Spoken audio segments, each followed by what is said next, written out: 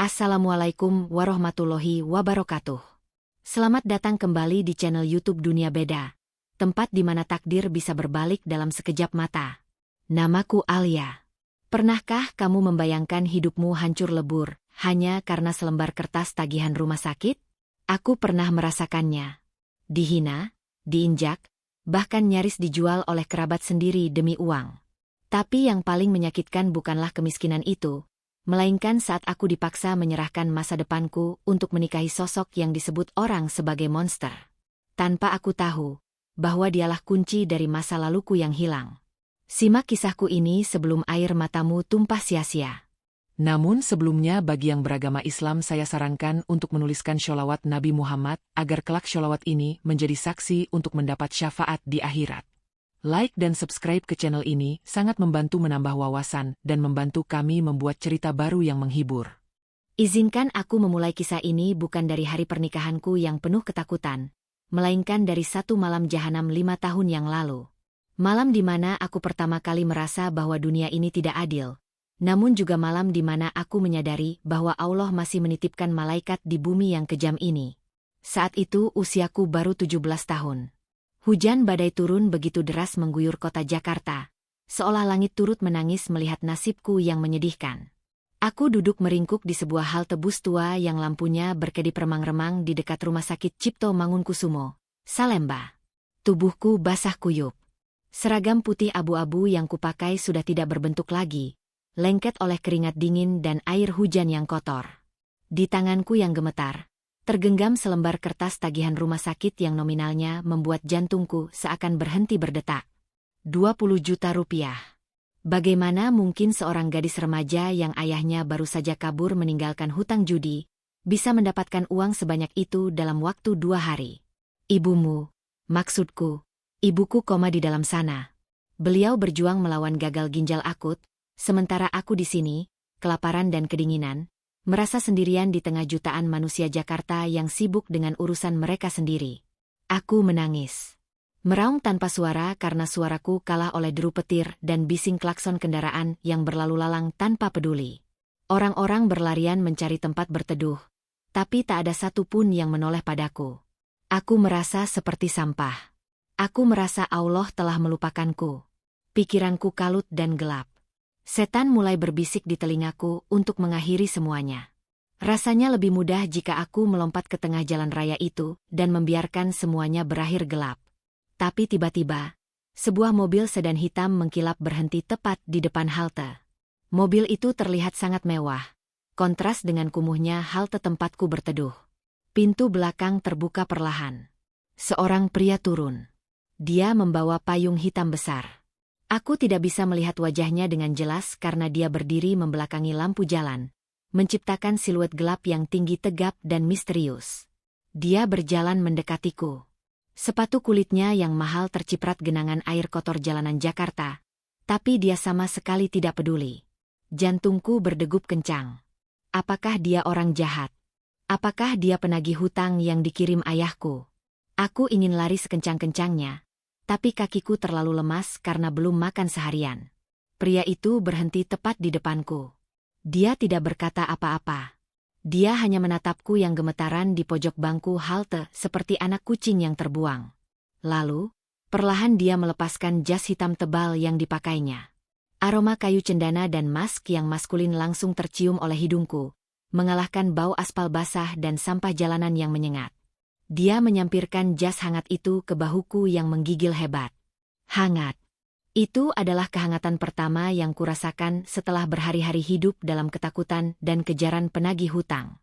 Kamu sedang menunggu siapa? Suaranya terdengar berat namun tenang, seperti oase di tengah gurun pasir yang tandus. Aku tidak berani menatap matanya. Aku hanya menunduk, menatap ujung sepatuku yang sudah bolong. Aku tidak menunggu siapa-siapa tuan. Aku tidak punya tempat pulang, jawabku lirih, nyaris tak terdengar karena tertelan suara hujan. Dia diam sejenak. Lalu aku melihat tangannya bergerak merogoh saku celana bahan yang ia kenakan. Saat itulah aku melihatnya. Sebuah bekas luka bakar yang cukup panjang dan unik di punggung tangan kanannya. Bekas luka itu membentuk pola aneh seperti akar pohon yang menjalar. Bekas luka itu terlihat mengerikan bagi sebagian orang. Tapi entah kenapa, bagiku itu terlihat seperti tanda perjuangan hidup yang keras. Dia mengeluarkan sebuah amplop coklat tebal dan meletakkannya di pangkuanku yang basah. Pulanglah. Atau setidaknya cari tempat yang layak untuk tidur malam ini. Jangan menyerah pada hidup hanya karena hari ini hujan badai. Ingatlah gadis kecil, matahari pasti akan terbit esok pagi. Aku terbelalak kaget. Aku meraba amplop itu. Isinya tebal sekali. Ini uang. Pasti uang yang sangat banyak. Aku mendongak ingin menolak, atau setidaknya bertanya siapa namanya. Kenapa? Kenapa Tuan menolong saya? Saya orang asing yang tidak Tuan kenal. Tanyaku dengan suara serak menahan tangis. Pria itu tersenyum tipis, sangat tipis. Namun matanya menyiratkan kesedihan yang jauh lebih dalam daripada kesedihanku saat ini. Karena aku tahu rasanya berada di posisi itu. Rasanya ingin mati karena tidak ada yang peduli. Hiduplah dengan kuat. Kita akan bertemu lagi saat kamu sudah siap berdiri di atas kakimu sendiri. Tanpa menunggu jawabanku, dia berbalik badan. Dia kembali masuk ke dalam mobil mewahnya yang hangat.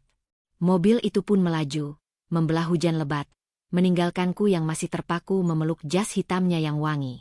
Aku membuka amplop itu dengan tangan gemetar. Isinya 50 juta rupiah. Ya Allah, uang ini cukup untuk biaya operasi ibu dan menyambung hidup kami beberapa bulan ke depan. Malam itu, di bawah guyuran hujan Jakarta Pusat, aku bersujud syukur di lantai halte yang kotor. Aku berjanji pada diriku sendiri dan pada Allah. Aku tidak akan menyia-nyiakan kesempatan kedua ini.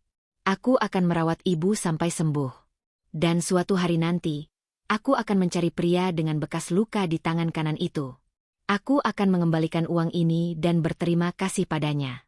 Jas hitamnya masih kusimpan rapi di lemari plastikku sampai hari ini, menjadi saksi bisu kebaikan orang asing yang menyelamatkan nyawaku. Namun, takdir berkata lain. 5 tahun berlalu dengan cepat bagaikan kedipan mata. Kehidupan tidak seindah dongeng di televisi. Uang itu memang menyelamatkan nyawa ibu sementara waktu, tapi penyakit ibu membutuhkan biaya yang terus-menerus menggerogoti tabungan kami. Aku bekerja mati-matian. Pagi buta aku bekerja mencuci piring di warung makan Tegal. Siang harinya aku menjadi buruh cuci gosok keliling di perumahan Pondok Indah. Dan malam harinya aku masih menerima pesanan menjahit hingga mataku bengkak dan merah. Tapi semua itu tidak cukup. Sama sekali tidak cukup untuk melawan takdir kemiskinan ini. Hari ini, 5 tahun setelah kejadian di halte itu, aku kembali berada di titik nadir. Kami tinggal di sebuah rumah kontrakan petak yang sempit di pinggiran Jakarta Timur. Di gang sempit daerah Kampung Melayu yang bahkan motor pun sulit masuk. Dindingnya lembab berjamur, dan atapnya bocor di sana-sini setiap kali hujan turun. Ibu kembali kritis. Ginjalnya yang satu lagi mulai rusak parah. Dokter bilang ibu harus segera dioperasi minggu ini atau nyawanya tidak akan tertolong. Biayanya ratusan juta rupiah. Dari mana aku mendapatkan uang sebanyak itu? Menjual ginjalku pun belum tentu laku secepat itu. Seolah belum cukup penderitaan yang Allah berikan, siang tadi 3 orang pria berbadan besar dan berwajah garang mendatangi kontrakan kami. Mereka adalah penagih hutang dari rentenir tempat mendiang ayahku meminjam uang sebelum dia meninggal dunia karena kecelakaan setahun lalu. Ya, ayahku kembali ke rumah hanya untuk meninggalkan hutang baru, lalu pergi selamanya menghadap Ilahi. Gedoran pintu yang kasar dan teriakan makian membuat ibu yang sedang terbaring lemah di kasur tipis langsung sesak napas. Buka. Keluar kamu Alia. Bayar hutang bapakmu sekarang atau kami ratakan gubuk ini dengan tanah. Teriak salah satu dari mereka dengan suara menggelegar. Aku gemetar ketakutan, memeluk ibu yang tubuhnya makin kurus kering tinggal tulang berbalut kulit. Aku memberanikan diri membuka pintu kayu yang rapuh itu, memohon belas kasihan pada mereka. Tolong bang, beri saya waktu lagi. Ibu saya sedang sakit parah di dalam. Saya janji akan mencicilnya bulan depan, kataku sambil menangis, bersimpuh di kaki preman yang penuh tato itu. Cih! Janji-janji terus. Bapak lu juga janji melulu sampai mati. Bos kami sudah tidak sabar. Kalau besok tidak ada 50 juta sebagai cicilan pertama, lu harus ikut kami. Lu lumayan cantik, kulit lu putih. Bisa kami jual ke tempat hiburan malam di Mangga Besar. Harganya pasti mahal. Mendengar itu, duniaku runtuh seketika. Aku, Alia, yang selama ini menjaga kehormatan diri di tengah lumpur kemiskinan, hendak dijual seperti barang dagangan daging mentah. Preman itu menendang ember cucianku hingga air sabun tumpah membasahi lantai tanah, lalu pergi dengan ancaman yang mengerikan. Besok adalah tenggat waktunya. Tidak ada negosiasi lagi. Aku menutup pintu dengan tubuh lemas, lalu merosot di lantai yang basah oleh air sabun. Aku memandang wajah ibu yang pucat pasi seperti mayat. Napasnya terdengar berat dan berbunyi ngik yang menyakitkan. Air mataku menetes lagi membasahi pipi. Ya Allah, cobaan apa lagi ini? Di mana malaikat penolongku yang dulu? Apakah keajaiban itu hanya terjadi sekali seumur hidup dan tidak akan pernah terulang lagi? Saat itulah, terdengar ketukan pintu lagi. Kali ini pelan dan sopan, berbeda dengan gedoran preman tadi. Jantungku hampir copot karena kaget. Apakah preman itu kembali lagi? Aku mengintip dari celah jendela yang kusam. Ternyata bukan. Itu Paman Rusdi, adik sepupu ayahku. Satu-satunya kerabat yang kami punya di dunia ini, meski aku tahu dia orang yang licik dan gila harta. Tapi dalam kondisi terjepit seperti ini, aku tidak punya pilihan selain berharap dia membawa bantuan atau pinjaman uang. Aku membuka pintu dengan harapan yang melambung. Paman Rusdi tersenyum, tapi senyumnya tidak sampai ke mata. Dia memakai batik yang agak lusuh dan memegang sebuah map berwarna merah. Alia, Paman dengar ribut-ribut tadi dari warung depan. Kasihan sekali nasi bunak, katanya dengan nada yang dibuat-buat sedih, seolah dia peduli. Paman, tolong kami. Pinjami Alia uang untuk bayar rentenir jahat itu. Alia akan kerja seumur hidup buat Paman. Alia mohon Paman. Aku menangis sejadi-jadinya, memegang tangannya yang dingin. Paman Rusdi melepaskan tanganku perlahan, seolah jijik. Waduh Alia, kamu tahu sendiri usaha Paman lagi sepi pembeli. Tapi, Paman punya solusi lain buat kamu. Solusi yang bisa menyelesaikan semua masalahmu dalam satu malam. Hutang lunas, ibumu bisa operasi di rumah sakit terbaik, dan kamu bisa hidup enak bergelimang harta. Aku terdiam 1000 bahasa. Tawaran itu terdengar terlalu indah untuk menjadi kenyataan. Mana ada solusi semudah itu di dunia ini? Apa itu Paman? Apa yang harus Alia lakukan? Apakah Alia harus kerja ilegal? Paman Rusdi menatapku lekat-lekat dari ujung rambut sampai ujung kaki, seperti pedagang sapi yang sedang menaksir harga barang dagangan. Ada keluarga kaya raya konglomerat di kawasan Menteng, Jakarta Pusat. Keluarga Adhitama. Mereka sedang mencari istri untuk anak bungsu mereka yang bernama Devan. Aku mengernyitkan dahi. Keluarga kaya mencari istri. Biasanya wanita akan antre berdesakan untuk mendapatkan posisi itu, tanpa perlu dicari sampai ke kampung kumuh seperti ini. Kenapa Paman? Kenapa mereka mencari orang miskin sepertiku? Tanyaku curiga. Paman Rusdi tertawa kecil. Tawa yang terdengar meremehkan dan licik. Karena tidak ada wanita yang mau Alia. Laki-laki itu, tuan muda Devan itu, dia cacat. Dia lumpuh total dari pinggang ke bawah karena kecelakaan mobil 2 tahun lalu di jalan tol Jagorawi. Kabarnya wajahnya juga hancur terbakar api. Sifatnya sangat temperamental, sering mengamuk, melempar barang, seperti orang gila. Sudah 5 perawat yang berhenti bekerja karena tidak tahan dipukuli atau dimaki setiap hari. Dia seperti monster yang hidup di istana emas. Darahku berdesir hebat. Jantungku serasa berhenti berdetak. Menikah dengan monster. Menyerahkan masa depanku pada pria cacat yang temperamental dan kejam. Paman Rusdi melanjutkan bisikannya yang berbisa di telingaku.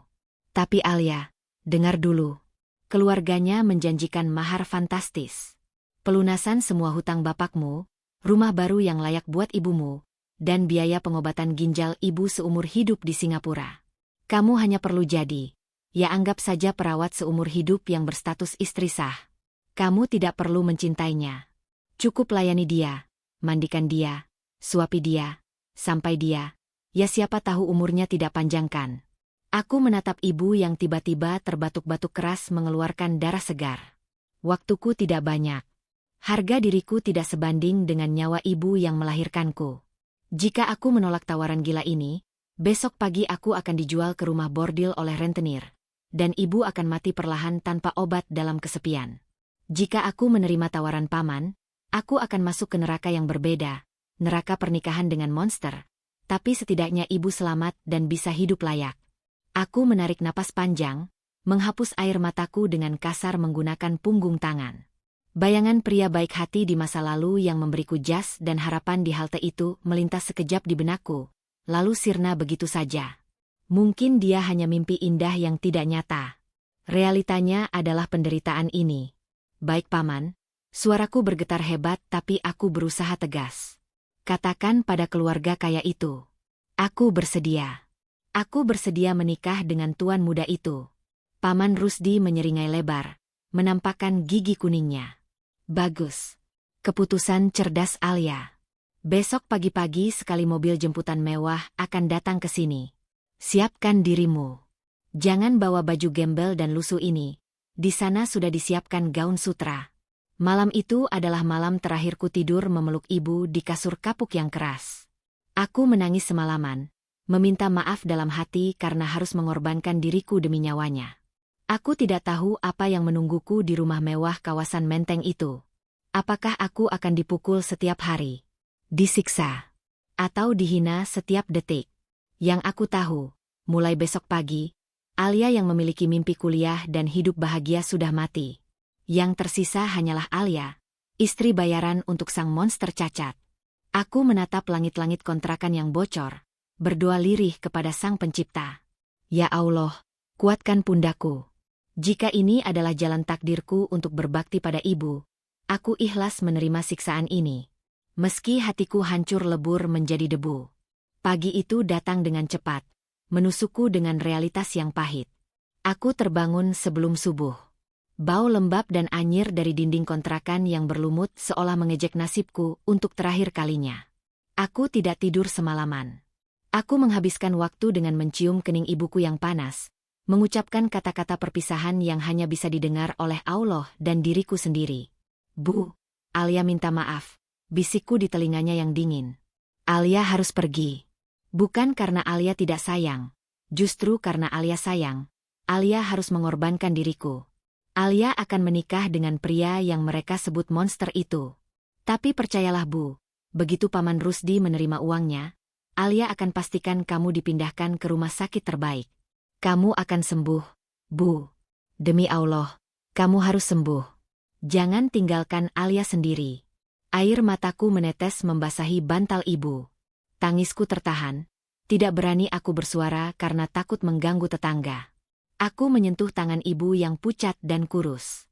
Tangan ini yang membesarkanku dengan penuh kasih sayang. Kini tangan ini harus kurlakan demi seorang asing yang aku tidak tahu apakah dia akan memperlakukanku dengan layak atau tidak. Aku berjalan ke lemari plastikku. Di sana, tergantung rapi jas hitam tebal itu. Jas dari malaikat penolongku 5 tahun yang lalu. Aku memeluk jas itu erat-erat.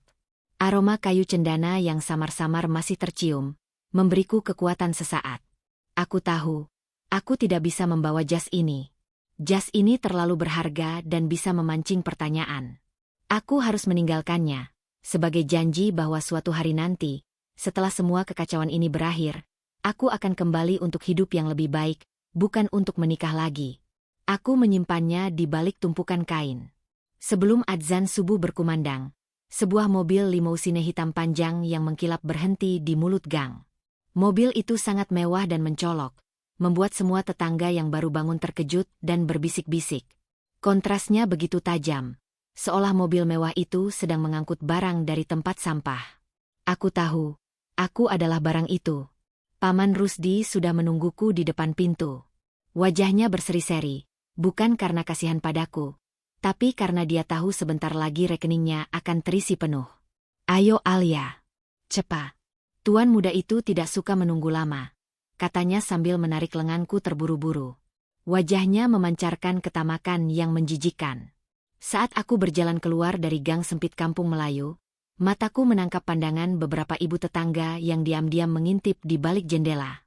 Tatapan mereka bercampur antara rasa iri karena aku dijemput mobil mewah, dan rasa kasihan karena mereka tahu aku menikah terpaksa demi uang. Aku menundukkan kepala. Aku merasa seperti pengantin yang paling tidak terhormat di seluruh Jakarta. Di dalam mobil mewah itu, Paman Rusdi terus berbicara dengan nada sombong. Dia menjelaskan rincian kesepakatan itu dengan keluarga Adhitama. Kamu dengar baik-baik, Alia. Mahar itu 300 juta. 100 juta untuk pelunasan hutang ayahmu. 100 juta untuk biaya operasi ibumu di rumah sakit internasional. Dan sisanya 100 juta adalah komisi paman karena sudah mencarikan jodoh untuk si monster itu, katanya dengan bangga, seolah dia baru saja menjual lukisan mahal. Aku menatap Paman Rusdi dengan pandangan kosong. Jadi, kamu bahkan mengambil untung dari penderitaanku, Paman. Kamu sama sekali tidak peduli, tanyaku datar. Paman Rusdi tertawa sinis. Hei, kamu pikir Paman mengurus semua ini gratis? Tentu saja tidak. Jangan banyak tanya. Sekarang tugasmu cuma satu. Jadilah istri yang penurut. Jangan sampai tuan muda Devan itu marah. Kalau sampai dia marah dan membatalkan perjanjian, ibumu akan mati dan kamu akan kembali ke tangan rentenir. Paham kamu? Kepalaku terasa berat. Kata-kata Paman Rusdi berputar-putar. Aku hanya pion. Bidak catur yang dijual demi uang. Aku menoleh keluar jendela. Jakarta mulai ramai. Kami melaju membelah jalanan ibu kota, dari panasnya kampung Melayu menuju dinginnya kawasan Menteng. Tidak butuh waktu lama, mobil itu memasuki sebuah gerbang besi hitam yang sangat tinggi dan tebal. Ini bukan gerbang biasa. Ini gerbang sebuah istana. Rumah itu, atau lebih tepatnya mensyahen itu, terlihat seperti kastil Eropa abad pertengahan yang gelap dan dingin. Arsitekturnya mewah sekali. Dikelilingi taman yang sangat luas, dihiasi patung-patung marmer putih yang berjejer. Mensyahen ini begitu besar, hingga terasa sunyi dan mencekam. Selamat datang di nerakamu, Alia. Bisik hatiku getir. Mobil berhenti tepat di depan tangga utama. Pintu mobil dibuka oleh seorang sopir berseragam rapi. Aku melangkah keluar dengan canggung. Aku merasa salah kostum. Aku masih memakai baju sederhana pemberian Paman Rusdi, sementara sekelilingku adalah kemewahan yang menakutkan. Seorang wanita parubaya berpakaian rapi layaknya kepala pelayan, dengan wajah yang sangat dingin dan tanpa ekspresi, sudah menunggu di depan pintu. Dia terlihat seperti seorang komandan militer. Nona Alia, sambutnya datar, tanpa senyuman sedikitpun. Saya Nyonya Rosa. Saya yang bertanggung jawab atas seluruh urusan rumah tangga di kediaman Adhitama ini. Selamat datang. Nyonya Rosa tidak terlihat ramah sama sekali. Tatapannya padaku seperti meneliti noda yang harus segera dibersihkan. Aku yakin, dia sudah mendengar semua rumor tentang siapa diriku, dan mengapa aku ada di sini. Paman Rusdi segera menyela. Nyonya Rosa, ini Alia, calon nyonya muda. Dia sudah setuju dengan semua syarat dan ketentuan yang diminta Tuan Adhitama Senior. Bagaimana dengan dana pelunasan hutang dan biaya operasi ibunya? Nyonya Rosa menoleh ke Paman Rusdi dengan tatapan meremehkan yang membuatku merasa malu. Dana sudah ditransfer ke rekening yang bersangkutan. Tugas kamu sudah selesai Tuan Rusdi. Kamu boleh pergi sekarang, katanya sambil memberikan isyarat agar Paman Rusdi segera menyingkir. Paman Rusdi, dengan wajah puas, menepuk bahuku sekali. Jangan macam-macam di sini ya Alia. Ingat ibumu. Selamat menikmati hidup barumu, katanya sambil terkekeh licik, lalu bergegas pergi dengan senyum kemenangan. Dia mendapatkan komisi 100 juta rupiah dari penderitaanku. Aku ditinggalkan sendirian di depan mensyahen raksasa itu. Aku merasa sangat kecil dan rapuh. Nyonya Rosa memimpin langkahku masuk. Begitu memasuki pintu utama, aku terperangah. Lantainya marmer putih mengkilap seperti cermin. Langit-langitnya sangat tinggi dengan lampu kristal yang mahal. Semuanya terasa dingin. Tidak ada kehangatan di rumah ini, hanya kemegahan yang membekukan jiwa. Nyonya Rosa membawaku melintasi aula besar yang sunyi. Para pelayan lain yang kami lewati menundukkan kepala. Namun, aku bisa menangkap bisikan-bisikan pelan dari mereka. Kasihan sekali. Masih muda harus jadi istri perawat si temperamental itu. Dia pasti gadis miskin yang putus asa. Semoga dia tidak dipukul sampai babak belur seperti perawat yang terakhir. Kata-kata itu, meskipun hanya bisikan, terasa seperti tamparan di wajahku. Mereka melihatku bukan sebagai istri, melainkan sebagai korban baru, yang datang hanya karena uang. Aku dibawa ke lantai 2, ke sebuah kamar tidur yang sangat besar. Kamar itu didominasi warna putih, abu-abu, dan hitam. Interiornya minimalis tapi harganya pasti miliaran rupiah. Di atas tempat tidur king size yang empuk, sudah tersedia gaun pengantin sederhana berwarna krem. Ini kamarmu, Nona Alia. Kamar ini terpisah dari kamar Tuan Devan. Untuk saat ini, pernikahan akan dilaksanakan secara privat sore hari nanti, hanya dihadiri keluarga dekat. Setelah itu, kamu akan dipindahkan ke kamar Tuan Devan untuk memenuhi tugasmu sebagai istri dan perawatnya. Jelas Nyonya Rosa dengan nada instruksi, bukan penyambutan. Aku menelan ludah. Jadi, tidak ada waktu untuk berpikir lagi. Semua serba cepat, seolah aku adalah paket yang harus segera dikirimkan. Nyonya Rosa berhenti di depan pintu. Tugasmu adalah mengurus Tuan Devan. Kamu tidak perlu melakukan pekerjaan rumah tangga lainnya. Tapi, satu hal yang harus kamu ingat, Nona. Jangan pernah mencoba mengganggu urusan bisnisnya. Jangan pernah mencoba bertanya tentang masa lalunya. Dan yang paling penting, jangan pernah membuat Tuan Devan marah. Dia sedang dalam kondisi emosi yang sangat tidak stabil. Nona. Aku mengangguk patuh. Tubuhku sudah terbiasa menerima perintah. Aku melihat Nyonya Rosa pergi, menutup pintu kayu besar itu di belakangnya. Aku ditinggalkan sendirian. Sendirian di dalam sangkar emas yang dingin ini. Aku berjalan menuju jendela besar. Dari sini aku bisa melihat keindahan taman yang terawat. Namun, keindahan itu terasa kosong. Aku memandang diriku di cermin. Wajahku terlihat pucat, tapi mataku dipenuhi tekad yang membara. Aku tidak akan menangis lagi. Aku harus kuat. Aku bukan lagi Alia yang cengeng. Aku adalah Alia yang sudah menjual dirinya, dan aku harus mendapatkan harga yang setimpal, yaitu kesembuhan ibuku.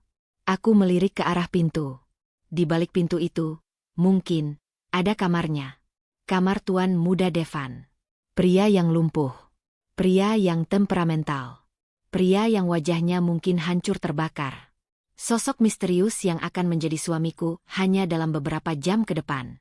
Rasa takut itu kembali merayap, menjerat tenggorokanku. Aku tidak pernah bertemu dengannya, tapi aku sudah berjanji pada diriku untuk tidak takut. Aku sudah melihat neraka kemiskinan dan ditinggalkan.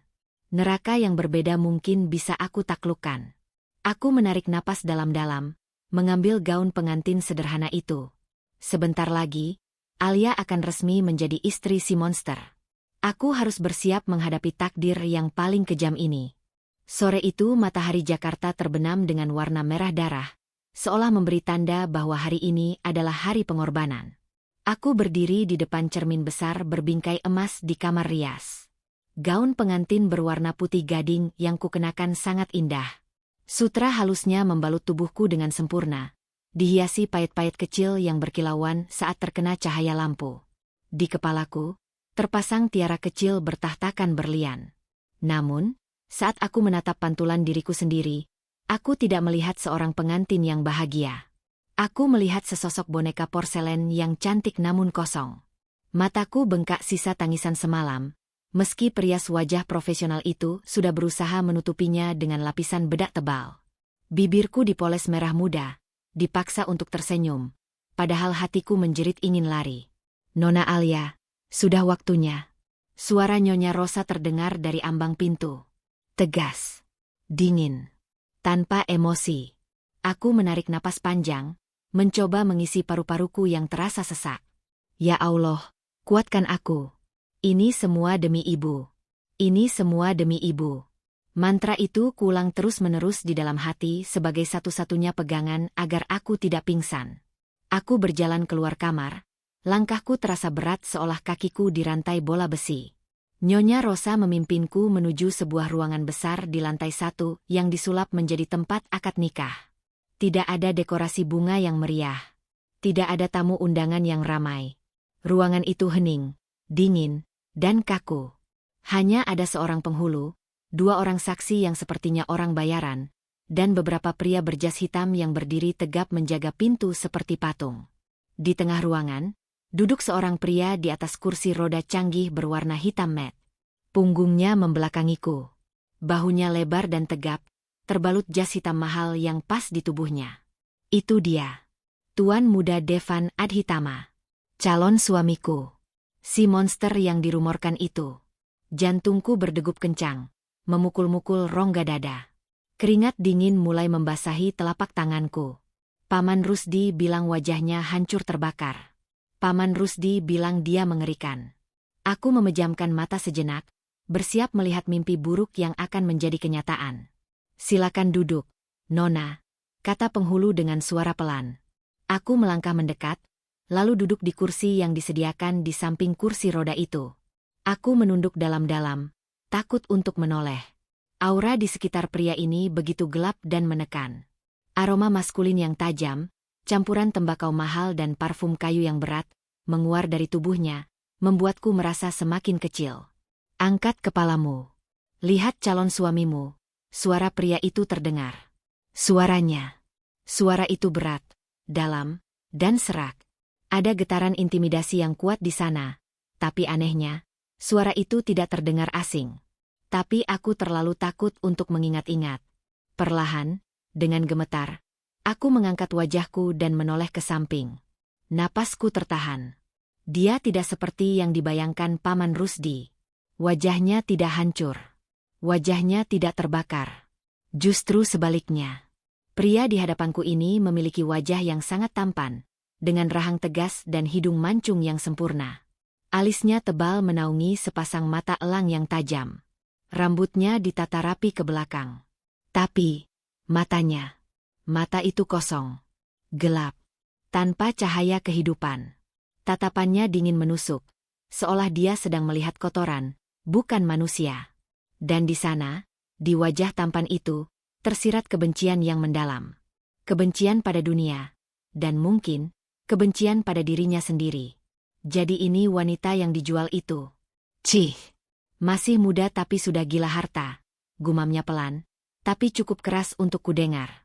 Kata-katanya tajam, langsung menusuk ulu hatiku. Aku ingin membela diri. Aku ingin berteriak bahwa aku melakukan ini demi nyawa ibuku. Tapi lidahku keluh. Aku hanya bisa menunduk lagi, menahan air mata yang mendesak keluar. Biarlah dia menganggapku wanita murahan. Yang penting ibu selamat.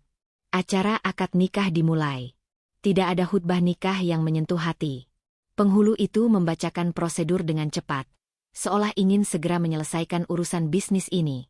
Saudara Devan Adhitama bin Herman Adhitama, saya nikahkan dan saya kawinkan engkau dengan Alia binti Rahmat dengan mas kawin seperangkat alat sholat dan uang tunai 300 juta rupiah dibayar tunai. Devan diam sejenak. Hening yang mencekam menyelimuti ruangan. Detik demi detik berlalu terasa seperti jam. Apakah dia akan menolak? Apakah dia akan membatalkan ini? Tanganku meremas kain gaunku dengan kuat. Tolong, ucapkan. Tolong jangan batalkan. Ibuku butuh uang itu. Saya terima nikah dan kawinnya Alia binti Rahmat dengan mas kawin tersebut dibayar tunai. Suara Devan terdengar datar, tanpa jiwa, tanpa rasa bahagia sedikitpun. Sah. Kata itu menggema di ruangan besar itu. Sah. Kini aku resmi menjadi istri Devan Adhitama. Kini aku resmi terikat dengan pria lumpuh yang membenciku ini. Tidak ada sorak-sorai. Tidak ada doa restu yang meriah. Hanya anggukan kaku dari para saksi dan tanda tangan di atas kertas yang terasa seperti vonis penjara seumur hidup bagiku. Setelah penghulu dan saksi pergi, Nyonya Rosa datang menghampiri kami. Tuan Devan, Nona Alia, mari saya antar ke kamar utama.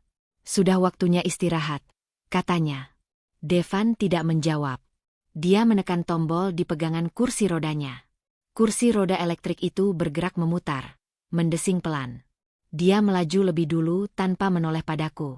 Aku berjalan di belakangnya, mengekor seperti bayangan yang tidak diinginkan. Kami naik lift khusus menuju lantai 2.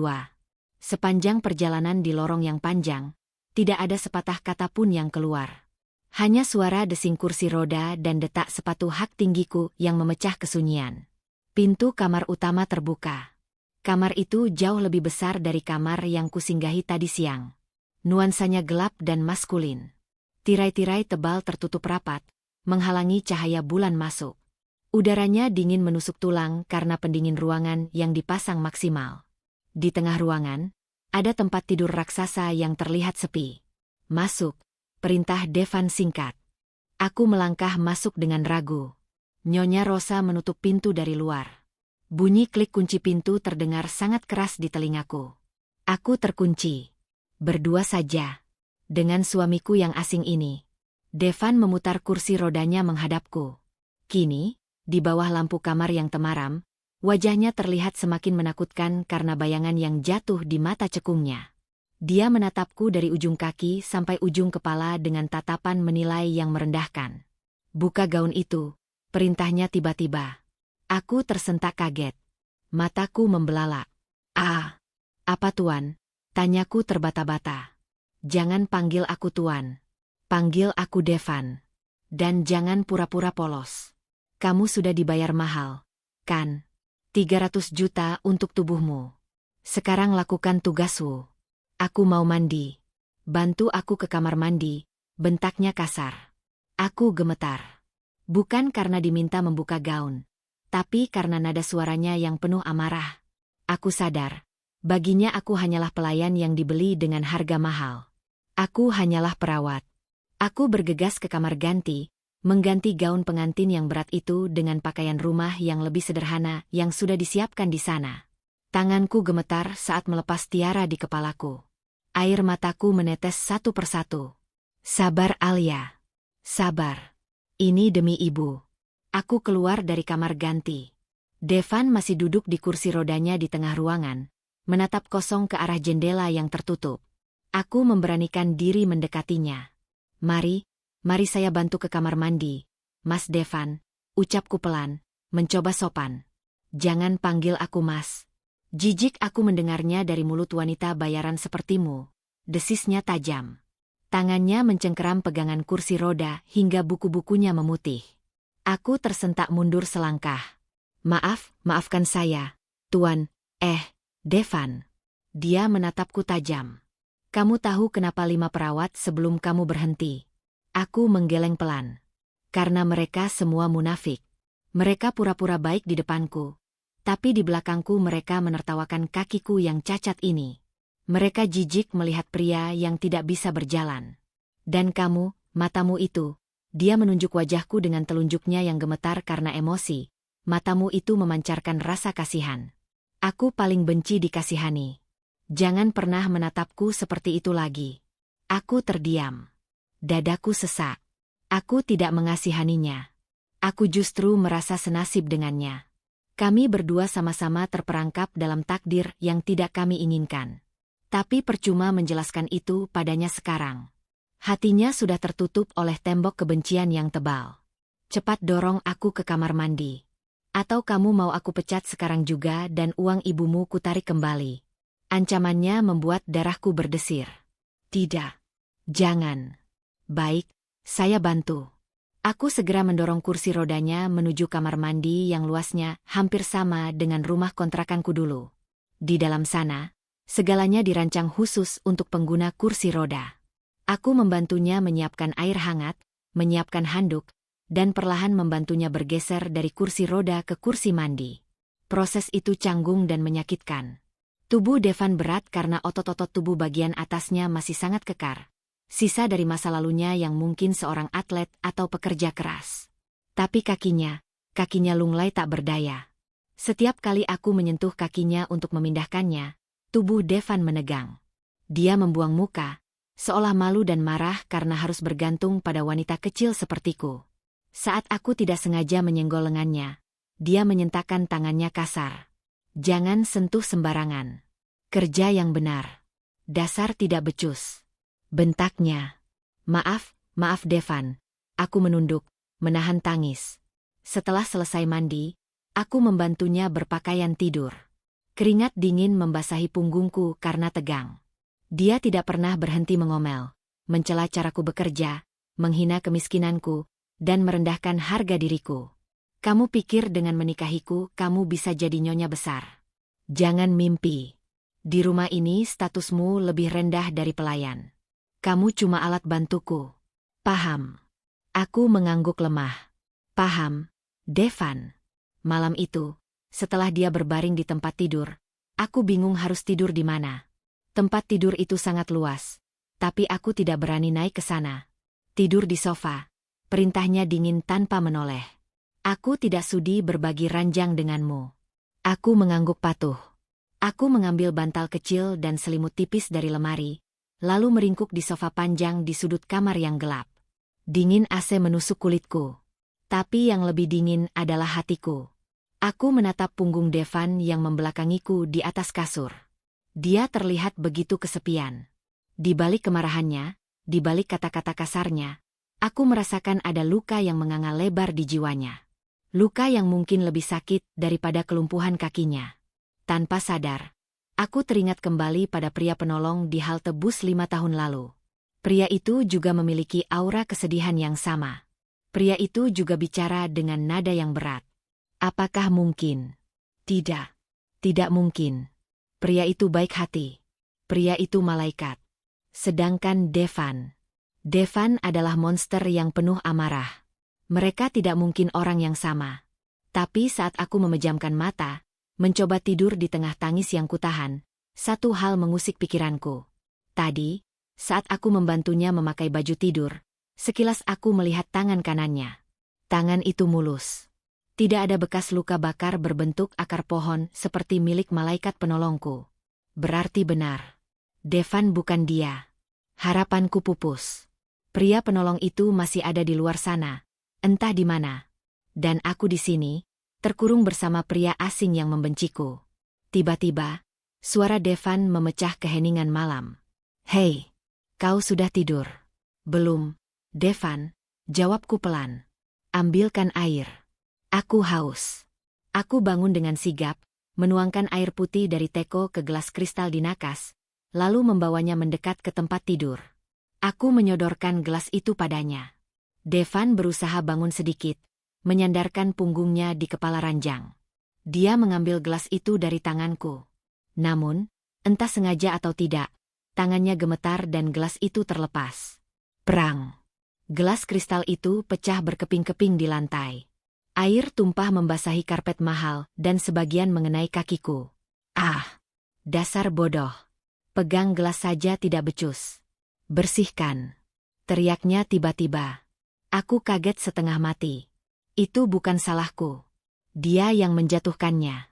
Tapi aku tidak berani membantah. Aku segera berlutut, memunguti pecahan kaca tajam itu dengan tangan kosong. Mataku buram oleh air mata. Au, pekiku tertahan. Sebuah pecahan kaca menggores jari telunjukku. Darah segar menetes keluar. Devan terdiam. Dia melihat darah di jariku. Untuk sepersekian detik, aku melihat matanya berubah. Kilatan kekhawatiran muncul di sana, sangat cepat, sebelum kembali tertutup oleh topeng dinginnya. Cih! Dasar lemah. Sana obati lukamu. Jangan sampai darah kotormu mengotori kamarku, katanya ketus, lalu memalingkan wajahnya lagi. Aku bangkit sambil memegang jariku yang perih. Aku berjalan ke kamar mandi untuk membasuh luka. Di bawah kucuran air keran, aku menangis. Menangis sejadi-jadinya tanpa suara. Ini baru malam pertama, Alia. Ini baru permulaan. Bagaimana aku bisa bertahan menghadapi monster ini seumur hidupku? Namun, saat aku menatap cermin, aku teringat wajah ibu. Ibu pasti sedang dioperasi sekarang. Ibu akan sembuh. Rasa sakit di jariku ini, rasa sakit di hatiku ini, adalah harga yang harus kubayar untuk senyum ibu. Aku akan bertahan. Aku akan menaklukkan monster ini, atau aku akan mati mencobanya. Aku kembali ke kamar, membersihkan sisa pecahan kaca sampai bersih. Devan sudah memejamkan mata, atau pura-pura tidur. Napasnya teratur. Wajahnya saat tidur terlihat lebih tenang. Ketampanannya terlihat jelas tanpa kerutan amarah. Dia terlihat rapuh. Selamat malam, suamiku, bisikku lirih, sangat lirih. Aku kembali ke sofa, memeluk lututku yang kedinginan. Di luar jendela, Jakarta masih terjaga. Dan di dalam kamar mewah yang sunyi ini, perang batinku baru saja dimulai. Hari-hari pertamaku sebagai Nyonya Muda Adhitama adalah neraka yang berbalut sutra. Pagi menyingsing tanpa kehangatan di kamar megah itu. Udara dingin dari pendingin ruangan menusuk-nusuk kulitku, mengingatkanku bahwa aku tidur di sofa, jauh dari kasur empuk yang ditempati Devan. Punggungku terasa pegal, dan mataku lelah karena kurang tidur. Namun, aku tidak boleh mengeluh. Aku harus bangun sebelum dia terbangun. Rutinitas kami dimulai. Devan selalu terbangun dengan mood yang buruk. Dia tidak pernah menyambut pagiku dengan ucapan selamat pagi, melainkan dengan serentetan perintah dan makian yang tajam. Aku harus membantunya bergeser dari tempat tidur ke kursi roda. Momen itu selalu menjadi momen yang paling canggung dan menyakitkan bagiku. Tubuhnya terasa kaku dan berat. Setiap kali tanganku menyentuh tubuhnya untuk menopang, dia akan menepisnya kasar, seolah sentuhanku adalah racun. Dasar lambat. Kamu pikir aku punya waktu seharian menunggumu, bentaknya suatu pagi, setelah aku hanya butuh 5 menit untuk memindahkannya. Aku menunduk. Maafkan saya Devan. Jangan minta maaf.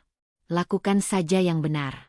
Aku tidak butuh rasa kasihan darimu, balasnya tajam. Di kamar mandi, aku harus membantunya mandi. Aku memalingkan wajahku saat membersihkan tubuhnya, menghormati privasinya, meski dia terus menyiksaku dengan kata-kata. Dia mencela caraku memegang sabun, caraku menyikat giginya, bahkan caraku menyisir rambutnya. Kamu dari mana sih?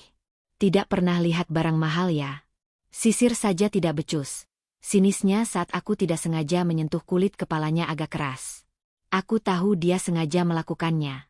Dia sengaja menguji batasku, menguji seberapa lama wanita bayaran sepertiku akan bertahan sebelum menyerah dan lari sambil membawa sebagian uangnya.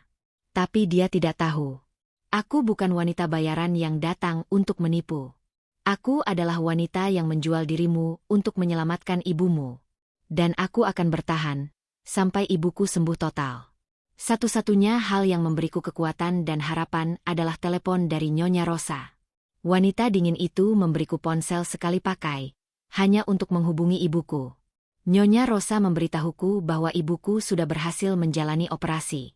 Operasinya berjalan lancar.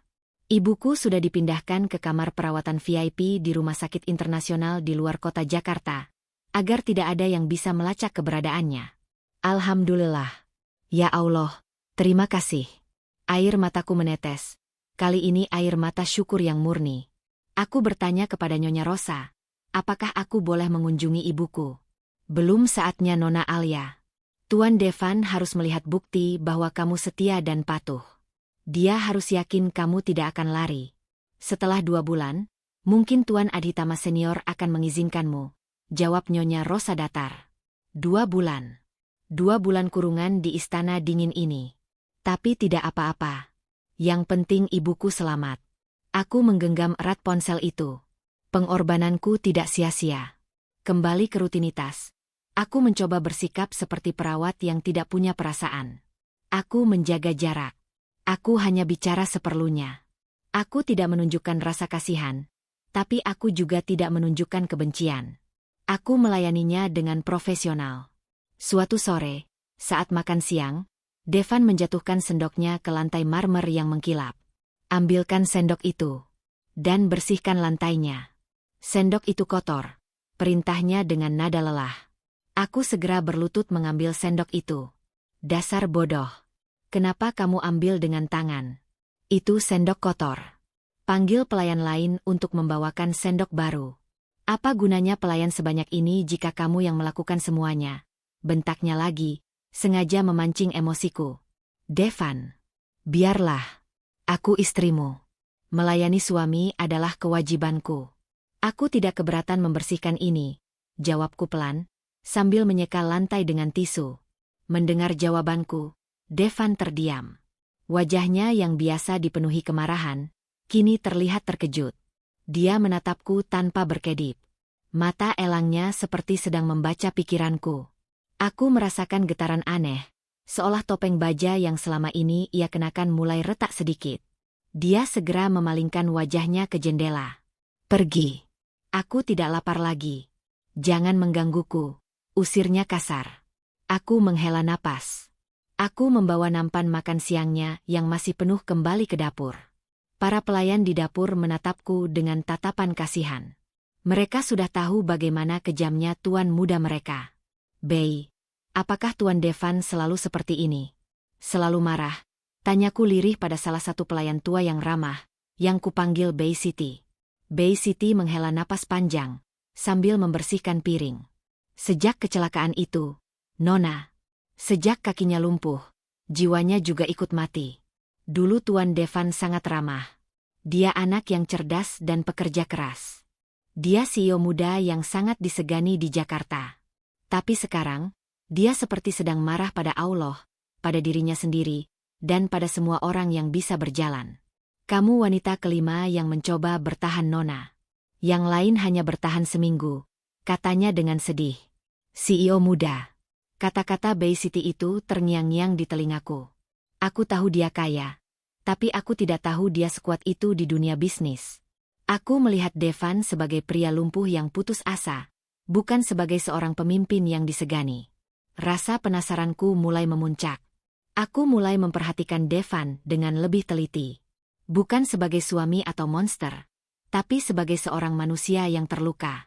Suatu malam, aku terbangun karena mendengar suara bisikan yang keras. Aku melihat Devan, masih di kursi rodanya, duduk di meja kerjanya yang luas di sudut kamar. Di depannya terhampar laptop dengan 3 monitor besar yang menyala. Dia sedang melakukan panggilan video. Jangan bicarakan kerugian itu. Bereskan. Aku tidak peduli bagaimana caranya. Besok aku mau laporan itu sudah ada di mejaku. Suara Devan terdengar menggelegar, namun tenang dan penuh wibawa. Dia berbicara dalam bahasa Inggris yang fasih, menggunakan istilah-istilah bisnis yang sangat rumit. Nada bicaranya sangat berbeda. Tidak ada kemarahan yang meluap-luap, melainkan otoritas yang mutlak. Matanya yang tadi kosong, kini menyala penuh kecerdasan. Dia tampak hidup, sangat berwibawa. Aku tertegun di sofa.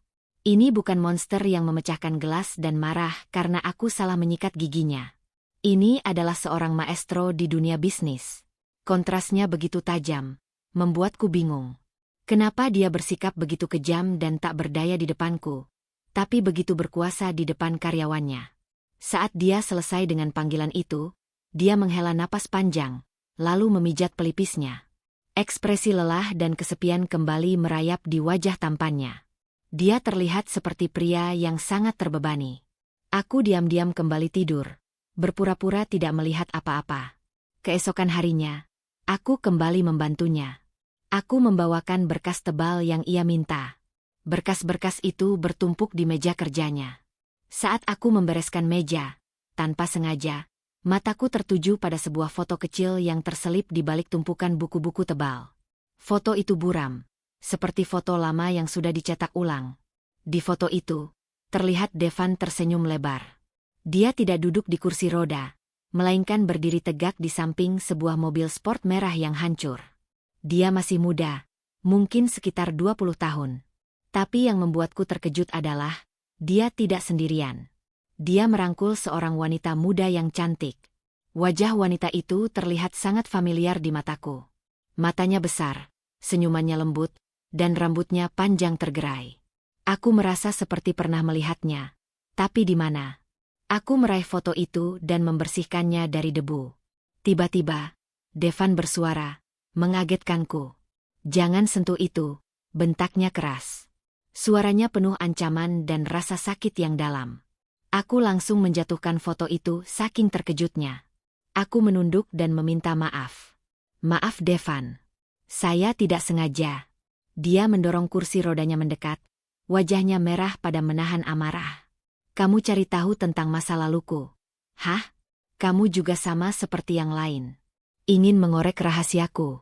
Pergi dari kamarku. Sekarang." Aku ketakutan. Aku bergegas keluar dari kamarnya. Aku berlari menuju kamar kosong di ujung lorong, lalu mengunci diriku di sana. Jantungku berdebar kencang.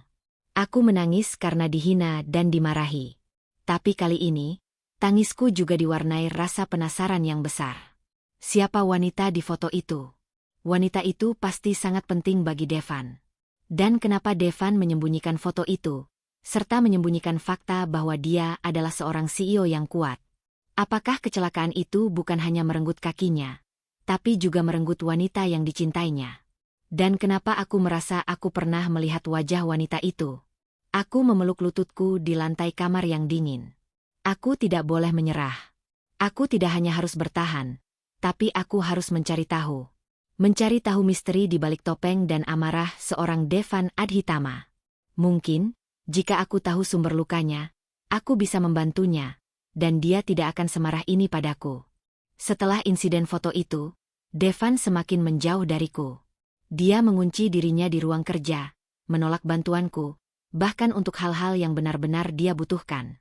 Dia hanya akan membuka pintu kamar jika Nyonya Rosa yang datang membawakan makanan atau obat.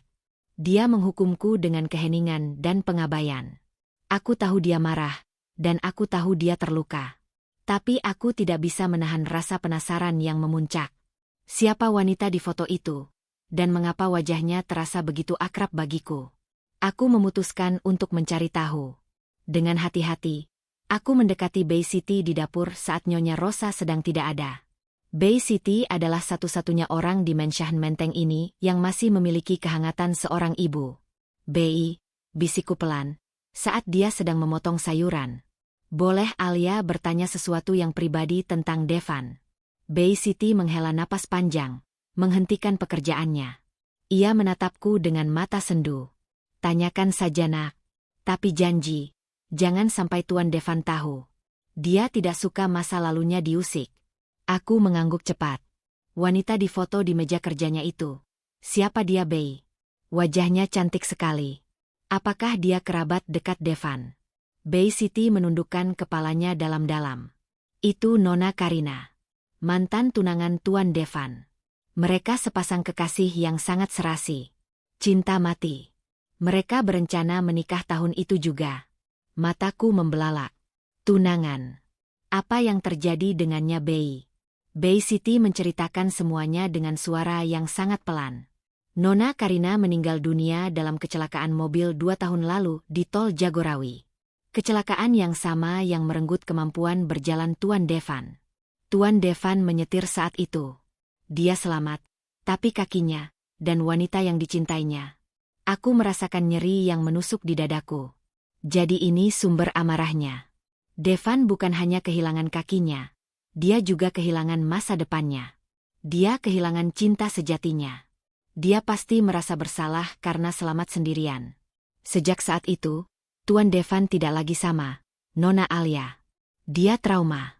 Dia sangat marah pada dirinya sendiri. Dia membangun tembok besar di sekelilingnya, agar tidak ada yang bisa menyentuh dan menyakitinya lagi. Wanita di foto itu adalah satu-satunya kelemahan Tuan Devan, dan kamu harus berhati-hati. Aku berterima kasih pada Bay City, lalu kembali ke kamarku yang kosong. Aku memeluk diriku sendiri di sofa, memproses semua informasi yang baru kudapatkan.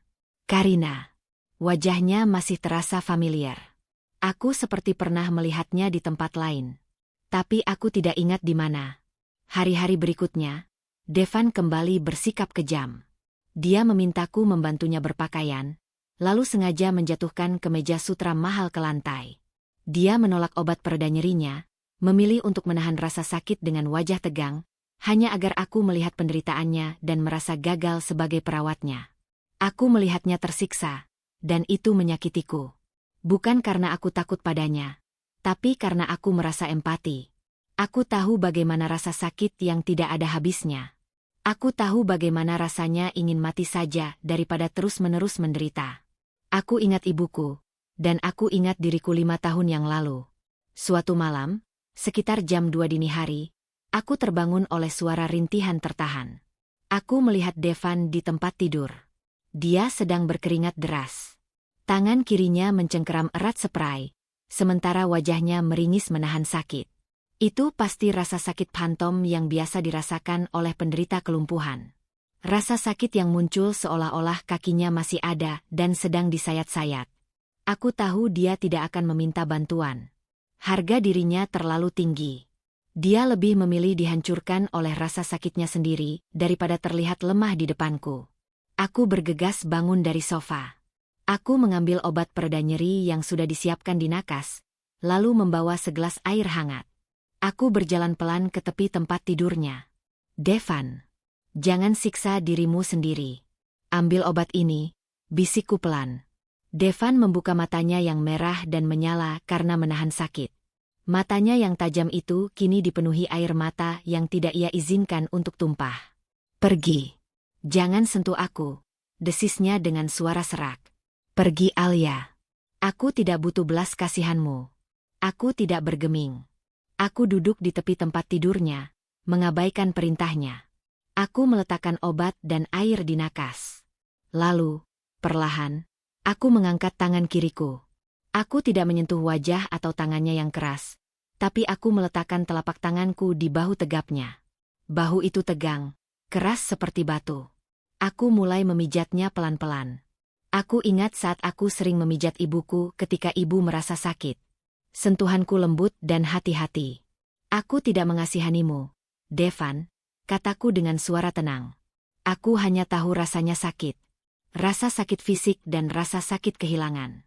Jadi jangan sendirian. Ambil obat ini. Devan tidak menjawab. Dia hanya diam membeku. Matanya terpejam. Tangannya yang tadinya mencengkeram seperai kini perlahan mengendur. Pijatanku pada bahunya sepertinya berhasil mengurangi ketegangannya. Dia tidak menepisku. Ini pertama kalinya dia membiarkanku menyentuhnya tanpa amarah. Setelah beberapa menit, tubuhnya sedikit rileks. Napasnya mulai teratur. Aku berhenti memijat dan menyodorkan obat itu lagi. Minumlah. Setelah ini kamu akan tidur pulas. Kali ini, dia tidak menolak. Dia membuka mulutnya. Aku menyuapkan obat itu ke mulutnya, lalu memberinya air. Dia menelan obat itu tanpa bicara. Dia menatapku, tatapannya tidak lagi penuh kebencian, melainkan kebingungan. Kenapa kamu masih di sini? Kenapa kamu tidak lari seperti yang lain? Kamu sudah dapat uang untuk ibumu. Kenapa kamu masih melayaniku padahal aku selalu kasar padamu? Suaranya sangat pelan, nyaris tak terdengar, menunjukkan kelemahan yang selama ini ia sembunyikan. Aku tersenyum lembut. Senyuman tulus pertama yang kuberikan padanya. Aku tidak menjual diriku hanya untuk uang, Devan. Aku menjual hidupku untuk membalas kebaikan Allah padaku melalui ibuku. Jika aku lari, aku tidak akan pernah bisa memaafkan diriku sendiri. Dan, aku tahu rasanya ditinggalkan. Aku tidak akan meninggalkan orang yang terluka di tengah malam. Air mata Devan yang tertahan tadi akhirnya menetes. Hanya satu tetes, yang segera dia seka kasar. Dia memalingkan wajahnya ke bantal. Keluar. Perintahnya dengan suara yang bergetar. Aku tahu dia tidak ingin aku melihat kelemahannya. Aku bangkit. Sebelum pergi, aku sempat melihat tangan kanannya sekali lagi saat dia menyeka air mata. Aku memeriksanya cepat di bawah cahaya temaram kamar. Tetap sama. Mulus. Tidak ada bekas luka bakar. Aku menghela napas. Dia memang bukan malaikat penolongku. Dia hanya pria malang yang terluka. Aku kembali ke sofaku. Hatiku terasa sedikit lebih ringan. Aku tidak berhasil menemukan penyelamatku, tapi aku berhasil menembus benteng pertahanan Devan. Sedikit. Aku tahu, aku harus terus maju. Aku harus menyembuhkan luka jiwanya, sama seperti aku menyembuhkan luka ibuku. Aku harus bertahan di sangkar emas ini. Namun, di tengah kelegaan itu, aku mendengar suara aneh dari lantai bawah. Suara yang sangat ramai, bising, dan penuh amarah. Itu bukan suara pelayan. Itu suara laki-laki yang berteriak-teriak. Ada keributan di luar. Aku segera bangkit dari sofa, rasa takut kembali menjalar. Ada apa di bawah? Kenapa tiba-tiba ada keributan? Apakah ada perampok yang masuk ke mensyahen ini? Aku menoleh ke Devan yang terbaring. Dia tampak sudah pulih. Kini dia terlihat tegang. Matanya tajam. Jangan keluar. Kunci pintunya. Perintah Devan cepat. Terlambat. Suara gedoran keras di pintu kamar utama sudah terdengar. Gedoran itu sangat familiar. Itu gedoran yang sama yang kudengar di kontrakan Kampung Melayu. Gedoran milik Paman Rusdi dan para preman rentenir itu. Aku gemetar hebat. Jantungku serasa ingin melompat keluar. Paman Rusdi. Kenapa dia ada di sini? Pintu didobrak paksa dari luar, menimbulkan bunyi ledakan keras. Bunyi pintu kamar yang didobrak paksa itu terdengar seperti tembakan di tengah keheningan malam menteng. Kayu pintu yang tebal terbelah, engselnya patah, dan pintu itu terlempar ke dinding dengan suara yang mengerikan. Aku berteriak kaget. Jantungku serasa jatuh ke perut. Paman Rusdi dan dua preman bertubuh besar itu berdiri di ambang pintu. Wajah mereka penuh amarah dan kekejaman yang kubenci. Preman yang bertato di leher itu menyeringai padaku. Lampu kamar langsung menyala terang, menerangi kekacauan itu. Alia, akhirnya ketemu juga. Mau ngumpet di istana emas ini kamu? Suara Paman Rusdi menggelegar, penuh ancaman. Aku berdiri gemetar di tengah ruangan. Aku menoleh ke belakang, ke arah Devan yang masih di tempat tidur. Ekspresi wajahnya keras. Mata elangnya menatap tajam ke arah Paman Rusdi, tapi ada kilatan kepanikan di sana. Dia tidak bisa melakukan apa-apa. Kakinya lumpuh. Dia terperangkap. Kenapa kamu ada di sini, Paman? Bukankah kamu sudah menerima uangmu? Ini rumah suamiku. Kalian tidak boleh masuk, kataku dengan suara bergetar, berusaha sekuat tenaga untuk terdengar tegas. Paman Rusdi tertawa keras, tawa yang sinis dan menjijikan. Suaranya bergema di kamar mewah itu. Suara itu membangunkan seluruh penghuni Menshan. Oh, suamimu. Suamimu yang mana? Yang lumpuh ini. Dia menunjuk Devan dengan dagunya. Heh, bocah cacat. Kami datang ke sini untuk menagih hutang bocah murahan ini. Kamu pikir kamu sudah aman di sini? Alia, belum selesai urusanmu dengan kami. Devan berusaha bangkit. Wajahnya pucat. Dia mencengkeram tepi tempat tidur. Keluar dari sini. Kalian siapa? Beraninya kalian masuk ke kamarku, desis Devan dengan nada memerintah, mencoba menggunakan wibawa CEO-nya. Paman Rusdi sama sekali tidak gentar. Dia malah tertawa semakin keras. Lihatlah dia. Mau sok berkuasa dia. Hei anak manja. Kamu pikir kamu siapa? Kamu cuma sepotong daging busuk yang tidak bisa dipakai. Kamu lumpuh. Kamu monster yang tidak bisa berbuat apa-apa selain marah-marah. Kami tidak takut pada kursi rodamu yang mahal itu. Kata-kata Paman Rusdi bagaikan pisau yang merobek-robek harga diri Devan. Wajah tampan Devan seketika memerah karena amarah dan rasa malu yang luar biasa. Dia mencoba menggerakkan kakinya, tapi sia-sia. Kursi rodanya terlalu jauh. Aku tidak tahan melihatnya dihina. Tidak setelah aku melihat rasa sakitnya semalam. Tidak setelah aku melihat sisi rapuhnya. Aku tahu aku tidak boleh ikut campur. Aku tahu aku bisa berada dalam bahaya besar. Tapi instingku sebagai seorang istri dan seorang manusia yang pernah diselamatkan, membuatku melangkah maju. Aku berdiri tepat di antara Paman Rusdi dan tempat tidur Devan. Tubuhku yang kecil menghalangi pandangan Paman Rusdi ke arah Devan. Hentikan. Kalian tidak punya hak menghina suamiku, kataku lantang. Paman Rusdi terkejut melihat keberanianku. Dia menyeringai licik. Wow, si bocah penjual diri ini sudah berani membela tuannya. Dia memanggilku penjual diri. Jadi kamu sudah berani melawanku. Alia, kamu pikir kamu siapa di sini? Kamu cuma pelayan murahan yang kami jual ke sini dengan harga cicilan. Jangan mimpi jadi nyonya. Tubuhmu dan hidupmu adalah milik kami, milik rentenir sampai hutangmu lunas. Aku menggeleng, air mata menggenang di mataku tapi aku menahannya agar tidak tumpah. Tidak Paman. 300 juta rupiah sudah dibayarkan. Ibuku sudah dioperasi. Semua sudah selesai. Kamu dan rentenir itu tidak punya urusan lagi denganku. Apalagi dengan suamiku, kataku, menunjuk Devan di belakangku. Dia adalah suamiku yang sah. Dia bukan barang jualan. Dia adalah Tuan Muda Adhitama. Paman Rusdi menoleh kedua premannya. Lihatlah. Dia membela si lumpuh ini. Kenapa kamu membela dia? Alia, dia tidak bisa memelukmu. Dia tidak bisa berjalan ke sisimu. Dia hanya beban. Lebih baik kamu ikut kami.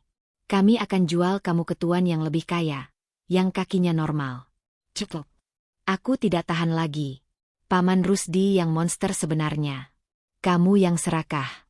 Kamu yang licik. Kamu yang menjual keponakanmu sendiri. Devan adalah pria yang baik. Meski dia terluka, dia lebih mulia daripada kamu yang menginjak-injak harga diri orang miskin. Keluar dari sini sekarang. Sebelum aku panggil polisi, teriakku dengan suara yang gemetar karena amarah dan ketakutan. Devan di belakangku terdiam membeku. Aku bisa merasakan tatapannya di punggungku. Tatapan yang bercampur antara keterkejutan, pengakuan, dan rasa tak percaya. Paman Rusdi kehilangan kesabarannya. Dia tidak menyangka aku akan melawannya. Wajahnya berubah merah padam. Dasar kurang ajar. Dia mengangkat tangannya tinggi-tinggi. Aku akan menamparmu sampai kamu sadar di mana tempatmu. Kamu pikir kamu siapa? Aku memejamkan mata, bersiap menerima tamparan itu. Aku tahu aku tidak bisa lari. Aku berdiri tegak, melindungi Devan dengan punggungku. Aku tidak peduli jika wajahku hancur. Yang penting aku sudah membela suamiku. Inilah harga diriku. Inilah bukti bahwa aku bukan hanya wanita bayaran. Tamparan itu tidak kunjung datang. Aku merasakan sebuah tangan yang kuat, hangat, mencengkeram pergelangan tangan Paman Rusdi yang terangkat, menghentikannya tepat di udara. Cengkeraman itu begitu kuat, membuat Paman Rusdi meringis kesakitan. Jangan berani sentuh istriku. Suara Devan menggelegar. Aku terkejut. Mataku terbuka lebar. Aku menoleh ke belakang. Devan. Dia tidak lagi di tempat tidur. Dia duduk di tepi kasur. Dengan susah payah, dia menjulurkan tangannya dan berhasil mencengkeram tangan Paman Rusdi. Wajahnya terlihat sangat marah, tapi kini amarahnya bukan lagi amarah putus asa, melainkan amarah seorang raja yang kerajaannya diusik. Matanya menyala penuh ancaman. Aku bilang, jangan pernah sentuh istriku. Desis Devan. Paman Rusdi ketakutan. Lepaskan aku. Siapa kamu beraninya mencengkeram tanganku? Kau ingin tahu siapa aku? Tanyanya dingin. Saat Devan mengucapkan kata-kata itu, dia melepaskan cengkeramannya. Paman Rusdi mundur beberapa langkah, memegangi pergelangan tangannya yang memerah.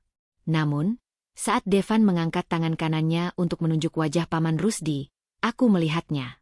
Di bawah cahaya lampu yang terang, lengan kemeja tidurnya tersingkap sedikit karena tarikan otot tangannya.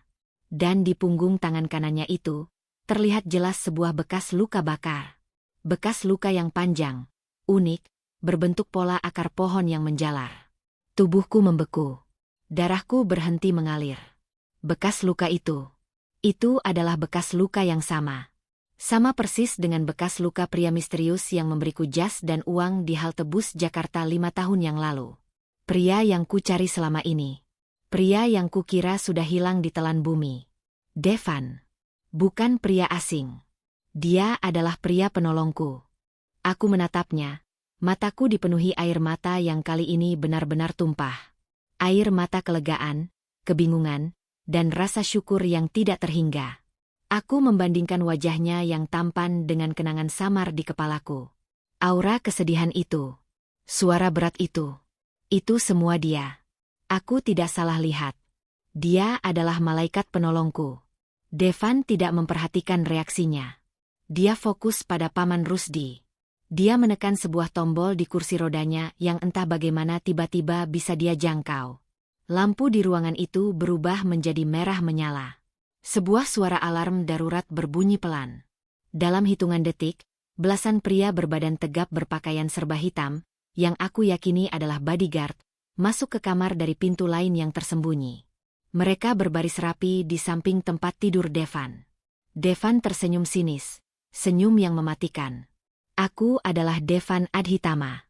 Aku adalah pemilik mansion ini, dan aku adalah Chief Executive Officer Adhitama Group. Dan kau adalah pengganggu yang berani masuk tanpa izin dan menghina istriku di kamarku. Paman Rusdi dan para premannya pucat pasi, ketakutan melihat pasukan bodyguard yang tiba-tiba muncul dan mendengar nama besar Adhitama Group. Mereka baru menyadari bahwa mereka tidak hanya mengganggu seorang pria lumpuh, tetapi mengganggu seorang raja yang sedang bersembunyi. Paman Rusdi gemetar. Tuan Devan. Maaf. Saya tidak tahu. Saya hanya. Dia tidak bisa melanjutkan kata-katanya. Devan menatap Paman Rusdi, tatapannya menghukum. Aku tidak peduli siapa yang mengirimmu, dan aku tidak peduli hutang apa yang kamu tagih. Kamu sudah menghina wanita yang aku nikahi. Untuk itu, kalian semua akan mendekam di penjara. Dan aku akan pastikan hidupmu di luar sana tidak akan tenang. Dia menunjuk Paman Rusdi dengan tangan kanannya. Tangan yang memiliki bekas luka bakar itu. Ambil mereka. Dan pastikan mereka tidak pernah menginjakan kaki di Jakarta lagi. Paman Rusdi dan preman itu diseret keluar dengan paksa. Mereka meronta. Tapi sia-sia. Suara mereka menghilang di koridor. Kamar kembali hening. Kini hanya ada Devan dan aku, disinari cahaya kamar yang meredup. Devan menatapku, tatapannya tidak lagi dingin, tapi dipenuhi kebingungan. Dia melihat tanganku yang masih gemetar, memegangi bekas luka di jariku. Kenapa kamu membela aku, Alia? Kenapa kamu tidak lari saat dihina? Padahal kamu sudah mendapatkan uangmu, tanyanya. Suaranya kembali serak, tapi kali ini dipenuhi rasa ingin tahu. Aku tidak menjawab. Aku hanya berjalan mendekat, lututku lemas. Aku berlutut di depannya, di samping kursi rodanya. Tangan kananku, yang masih gemetar, perlahan terulur ke tangan kanannya. Aku menyentuh bekas luka bakar berbentuk akar pohon itu. Aku menyentuhnya. Bekas luka itu terasa nyata, terasa hangat. Aku mengangkat wajahku, air mata masih mengalir deras. Kamu yang memberiku jas hitam itu di halte bus 5 tahun lalu. Kamu yang menyelamatkan nyawa ibuku. Kamu, malaikat penolongku. Sentuhan jariku pada bekas luka di punggung tangan Devan terasa seperti sengatan listrik yang menjalar ke seluruh tubuh. Waktu seolah berhenti berputar di kamar mewah yang sunyi itu.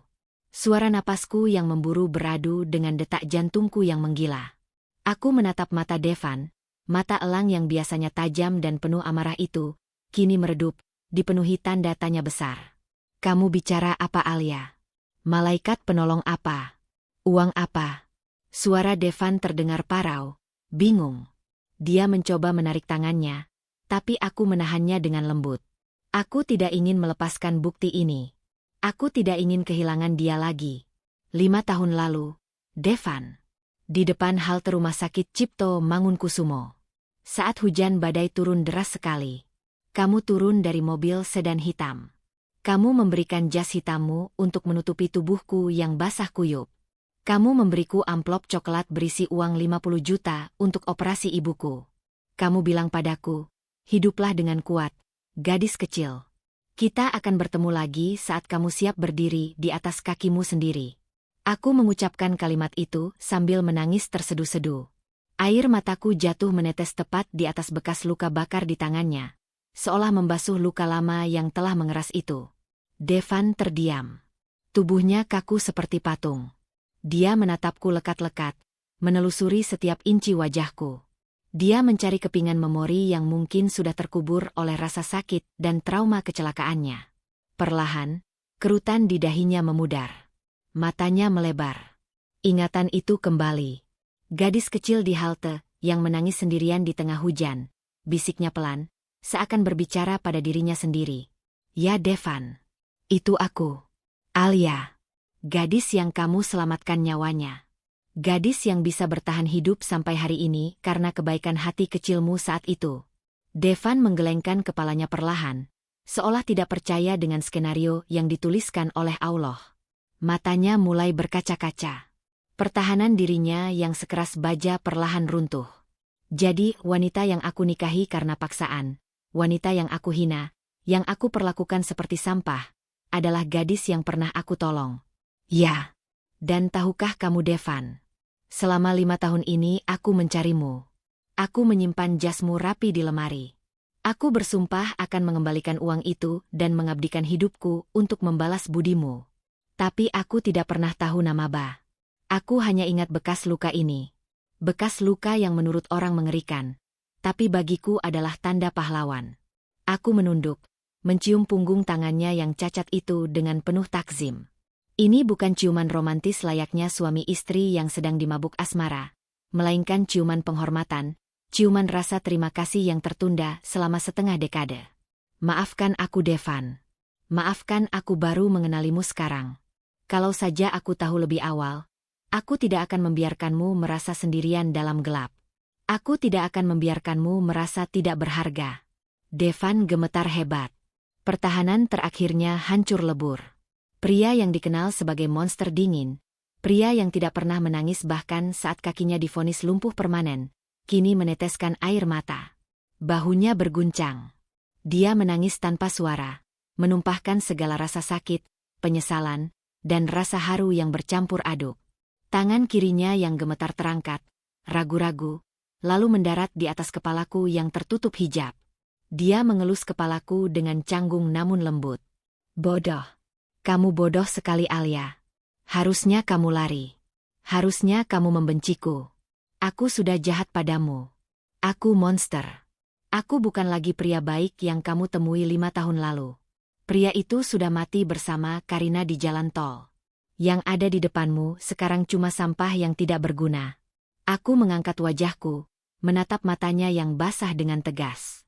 Aku menghapus air mata di pipinya dengan ibu jariku. Tidak, pria itu belum mati. Dia hanya sedang tidur.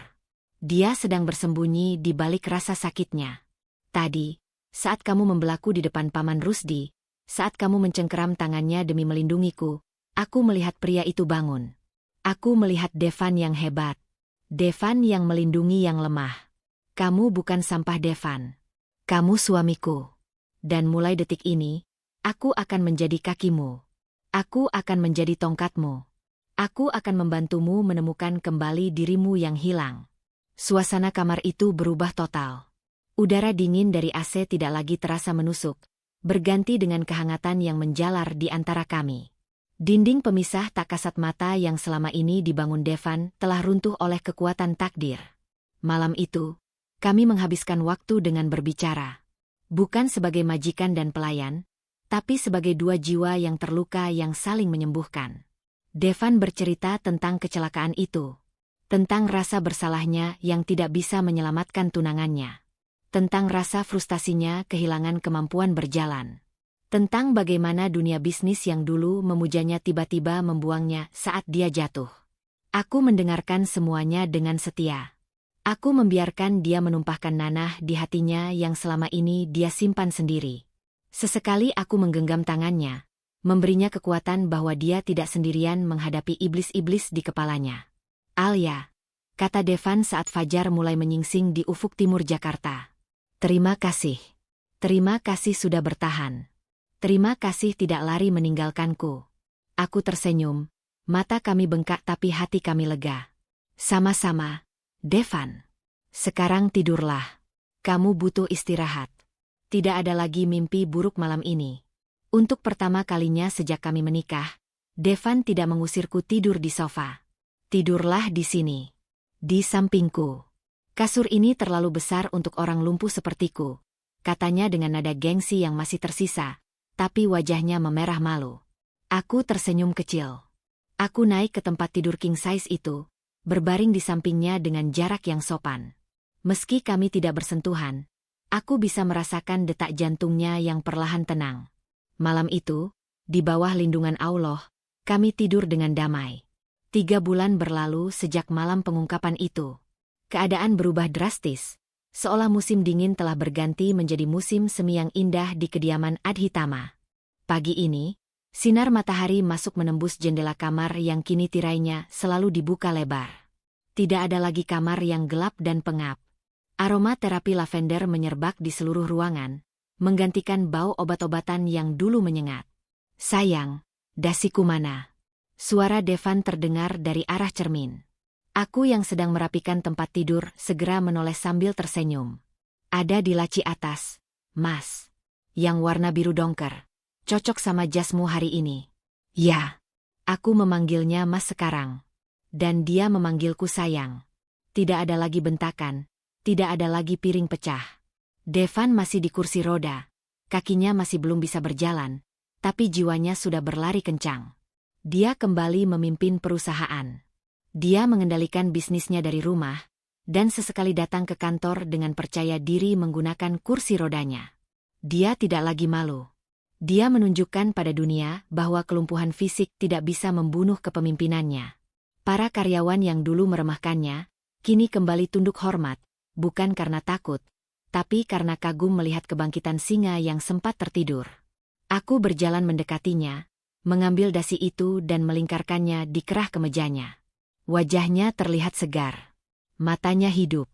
Dia terlihat jauh lebih tampan daripada saat pertama kali aku melihatnya di akad nikah. "Kamu yakin mau ikut meeting hari ini?"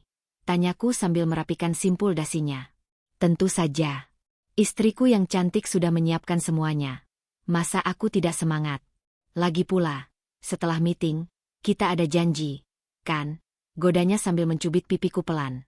"Ah iya, janji yang paling aku tunggu. Hari ini adalah hari kepulangan ibu dari rumah sakit. Berkat biaya dan fasilitas terbaik yang diberikan Devan, ibuku pulih total. Ginjal barunya berfungsi dengan baik. Hari ini kami akan menjemputnya dan membawanya tinggal di paviliun tamu yang sudah direnovasi khusus oleh Devan agar nyaman untuk ibu. Mas Devan, terima kasih ya. Untuk semuanya," bisikku, menatap matanya dalam-dalam. Devan meraih tanganku, lalu mengecupnya lama. "Tidak Alia. Aku yang terima kasih. Kamu yang menyelamatkanku dari neraka yang kubuat sendiri. Kamu adalah investasi terbaik yang pernah dikirim Tuhan dalam hidupku.